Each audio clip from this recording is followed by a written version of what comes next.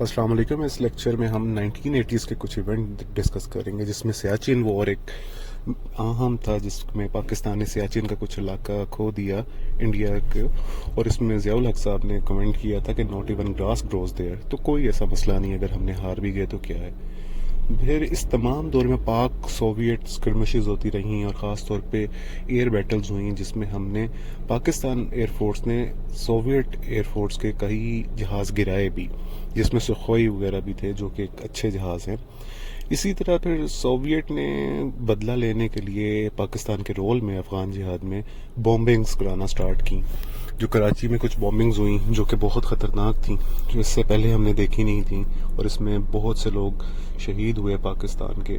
Afghan refugees کی influx کے ساتھ یہاں پہ ڈرگز اور کلیشنکوف کلچر بہت عام ہوا. اب کلیشنکوف ہر جگہ آ گئی تھی، ڈرگز آ گئی تھیں. سملرلی افغانستانی جو تھے وہ یہاں پہ ایتھنک میسیکرز میں بھی انوالو تھے، جیسے قصبہ علی کا میسیکر، جس میں مہاجرین کے اوپر اٹیک کیا گیا تھا. کیونکہ یہ اکثر وہاں سے جب آئے تھے تو کافی کرمنل ایلیمنٹ بھی ان میں آ گئے، اور اسی دور میں پھر اس بنا پہ ہی ایم کیو ایم کی انسرجنس ہوئی. ایم کیو ایم نے یہ بنیاد بنا کے خاص طور پہ قصبہ علی میں سکر ایم کیو ایم نے مہاجروں کو اکٹھا کیا، اور تب یہ کام سٹارٹ ہو.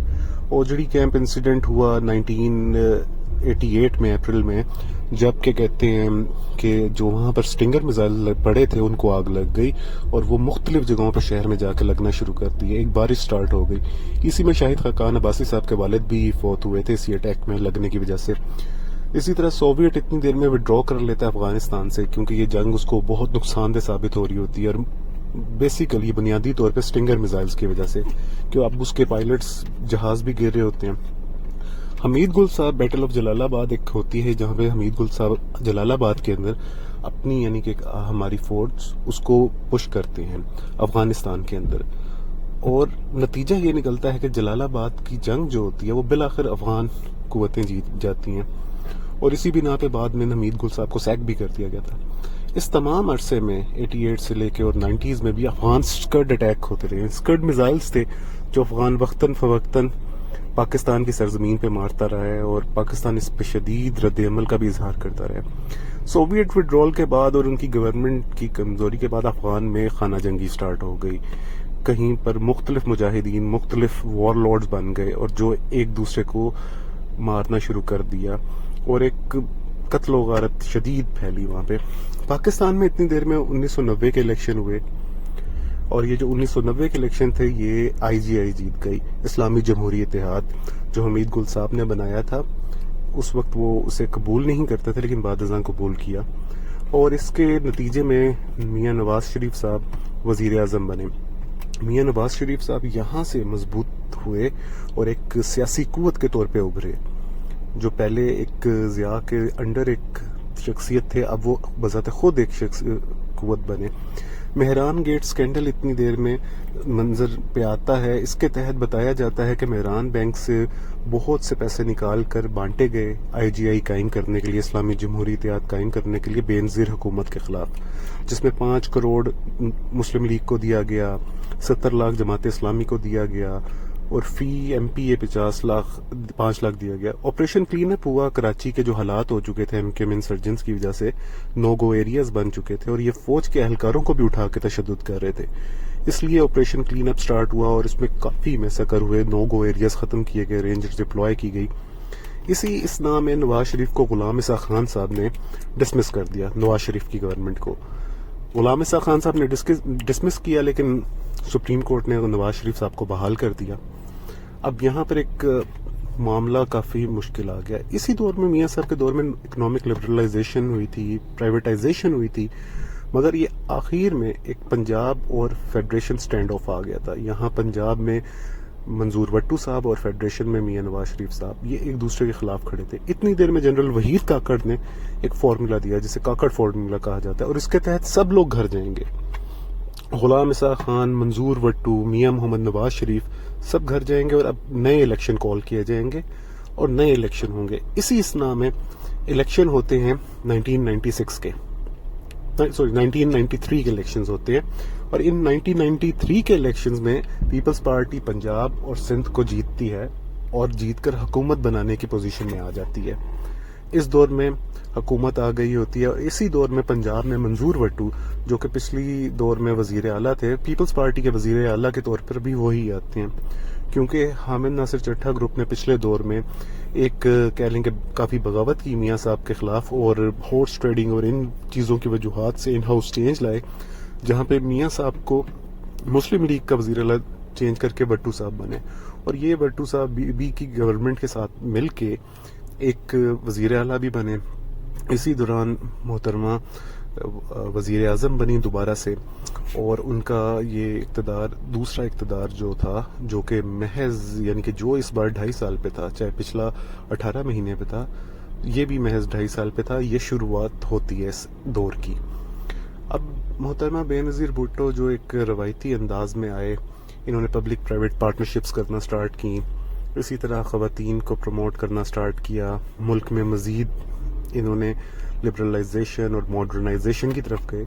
اسی دور میں ایک سازش بے نقاب ہوتی ہے جسے آپریشن خلافت کہا جاتا ہے۔ اس آپریشن خلافت کے تحت ایک میجر جنرل اور سرونگ بریگیڈیئرز انہوں نے پلان بنایا تھا کہ محترمہ کو اسیسینیٹ کریں گے اور ساتھ آرمی چیف کو بھی اسیسینیٹ کریں گے، اور ملک میں اس انقلاب کے ذریعے شریعت نافذ کریں گے۔ خیر یہ ایک ناکام تختہ الٹنے کی سازش تھی، کیونکہ یہ بات باہر آ گئی، ایجنسیز کو معلوم ہو گیا، اور انہوں نے اس کو بر وقت ناکام بنا دیا، اور ملک خون خرابے سے بچ گیا۔ کچھ ایسی زیادہ قتل و غارت نہیں ہوئی، پر جیسے آپریشن مڈ نائٹ جیکل تھا، یہ بھی ایک اہم آپریشن تھا۔ اتنی دیر میں ایم کیو ایم نے مزید کراچی میں سندھ میں سر اٹھانے شروع کیے، اور مزید قتل و غارت سٹارٹ ہوئی، تو اس لیے جنرل نصیر اللہ بابر جو 1965 کی وار کے ہمارے وار ہیرو بھی تھے، ان کی قیادت میں یہاں پہ آپریشن سٹارٹ ہوتا ہے، اور جس میں بہت سے یعنی کہ آپریشنز ہوتے ہیں، بہت سے لوگ مارے جاتے ہیں، اور نتیجہ یہ بھی ہوتا ہے کہ سٹنگ سی ایم کے بھائی احسان شاہ کو مار دیا جاتا ہے، اور کچھ دنوں بعد الطاف حسین کے بھائی اور بھتیجے کی بھی لاش برآمد ہوتی ہے۔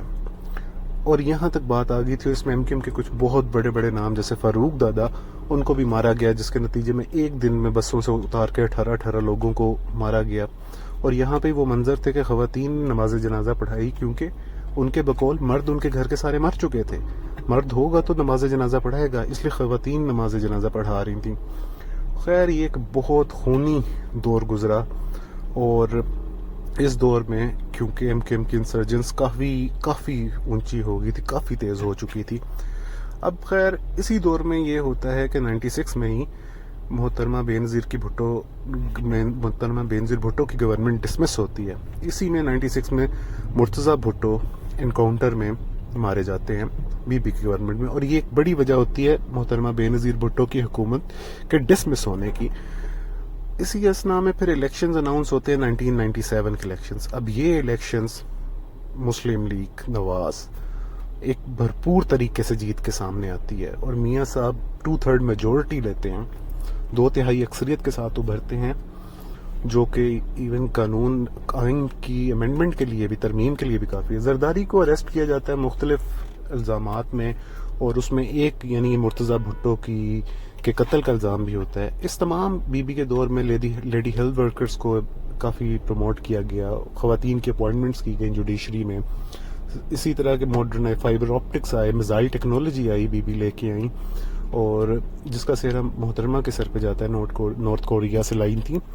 اسی طرح لیکن خیر 90s میں ہی financial crisis, Asian financial crisis شروع ہوئے تھے، جس کی وجہ سے پاکستان میں فائنینشیل ایمرجنسی لگ گئی، اور اس کرائسس میں ورلڈ بینک اور یہ عالمی نہ آتی ادارے بیچ میں، تو یہ کرائسس بہت خطرناک ہو جاتا، جو 97 میں 98 میں مزید مضبوط خراب ہو گیا پاکستان کے لیے، کیونکہ 1998 میں انڈیا ایٹمی دھماکے کر چکا تھا، اور پاکستان کے پاس اب کوئی چارہ نہیں تھا ایٹمی دھماکے کرنے کے علاوہ۔ اس کے نتیجے میں کافی سینکشنز بھی سامنے آئیں، اور نتیجتاً یہ ہوا کہ ڈالر اکاؤنٹس جو پاکستان کے تھے وہ منجمد کر دیے گئے، اور جن کے ڈالرز تھے تمام وہ رکھ لیے گئے، اور ان کو کہا گیا کہ ایک مخصوص قیمت پہ ریٹ پہ ہم آپ کو وہ ڈالر واپس کر دیں گے۔